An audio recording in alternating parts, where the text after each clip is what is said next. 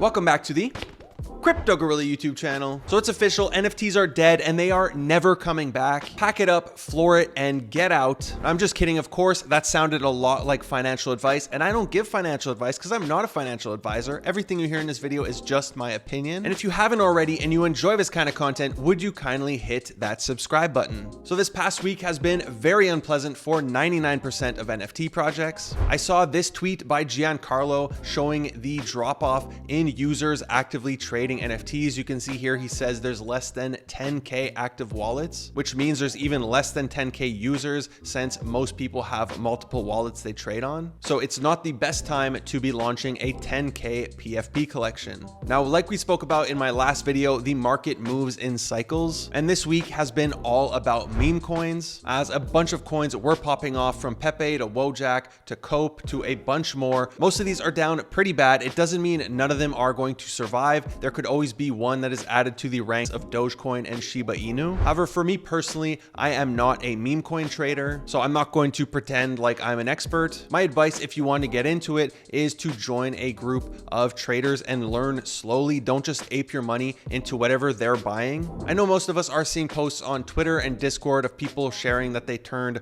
0.04 into 10 ETH in 2 hours. However, they won't tell you about the 20 other coins that they bought that went to zero. So while it is possible to make gen wealth with some of these coins, it's not as easy as people make it seem. Now, the market moves in cycles. I personally don't see the Memecoin cycle lasting for much longer, but while everyone is focusing on meme coins, not only do NFTs lose attention, but gas prices skyrocket, making it very difficult for most NFT collections to mint out. Now, the only projects that seem to have legs right now on the secondary market are Azuki and Memeland, and that's because they have known upcoming catalysts that people are speculating about. Bored Apes have broken under 50 Ethereum, which is pretty scary, and one of the reasons for this is there's no short-term financial opportunity in sight. The only known event upcoming in their ecosystem is the mech reveal, and that is related to the heavy metal boxes and not directly related to apes and mutants. Now, these boxes have been on a steady decline since we first received them in March. Now, if we turn to Twitter on the Bored Ape Twitter account, you can see that they have been steadily posting every single box type that there's going to be, and they finally ran out of mechs to post. So could this perhaps signal that the mech reveal is going to be happening in the very near future? I know on the website it says the mech reveal is supposed to be happening in April, so anytime within the next 10 days. However, I do have post notifications turned on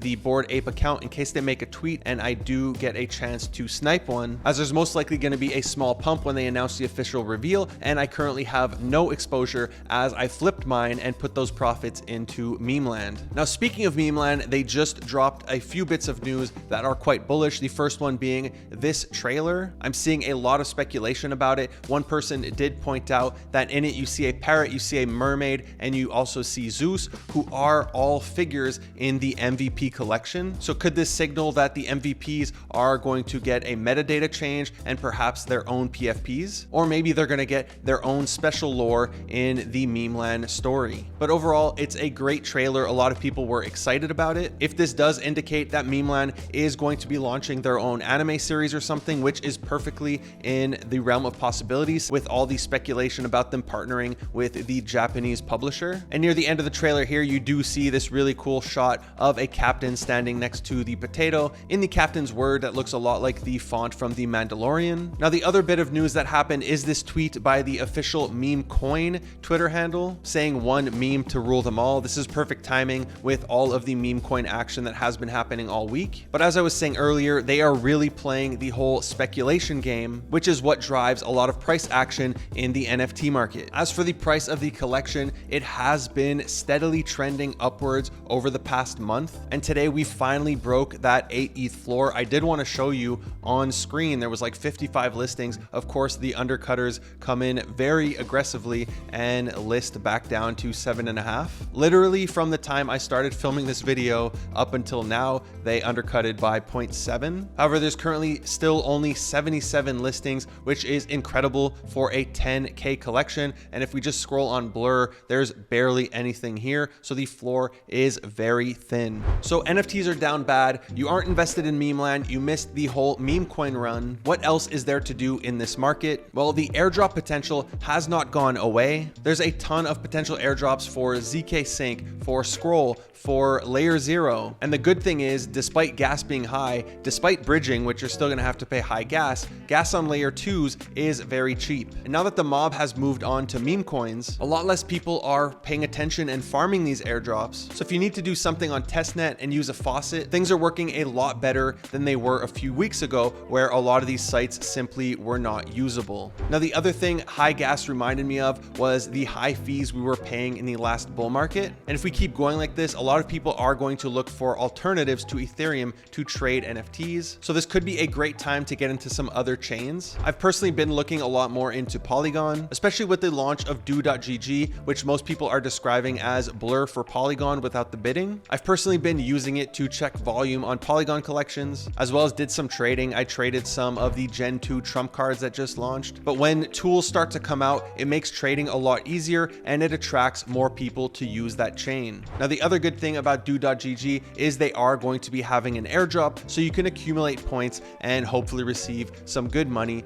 via their airdrop. Now, as for Polygon mints, yesterday we did have the wildcard pass mint that did pretty well, especially for a Polygon mint. It was a 4.5x flip. So hopefully we see more and more Polygon projects roll out that have successful mints just like this one. Now, one of the projects I'm most excited about on Polygon is Pluto. Now, this one is backed by Polygon Ventures, and it is the first project out of the Magic Batch launchpad. So I expect it to get a ton of support from some key players. Now, in this thread, they also mentioned that it's going to be Polygon's flagship project, which is not a small statement. So it seems to me as though this is going to be the Polygon project, essentially the face of Polygon NFTs. And since it is backed by Polygon Ventures, they have access to all of their resources and their network, meaning not only do they have financial and technological support, but they also have access to all of the major games and Web2 brands that Polygon is partnered with. Now, Pluto describes themselves as creating experiential brands that cut across art, gaming, and fashion. So I wouldn't be surprised if some of the experiences they're creating are partnered with some of these major players, and the only way to access them is going to be via their NFT. Now, the other thing that this could mean is that Pluto could be a great resource when it comes to Polygon Alpha as well as Polygon whitelists, as since they have access to everything on Polygon, this is going to include information on upcoming projects as well as direct early access to all of these teams. So this one is definitely at the top of my Polygon watch list. I know their first experience is going to be dropping next week. It's going to be a mini game called Sunbeam, and it will include whitelist opportunities. So I'd recommend following them on Twitter and turning on post notifications, because in my opinion, this is one you won't want to miss. That's it for today's video. If you enjoyed it, be sure to give it a big thumbs up. If you haven't already subscribed to my channel, would you kindly hit that subscribe button, smash that bell notification. Thank you for watching the Crypto Gorilla.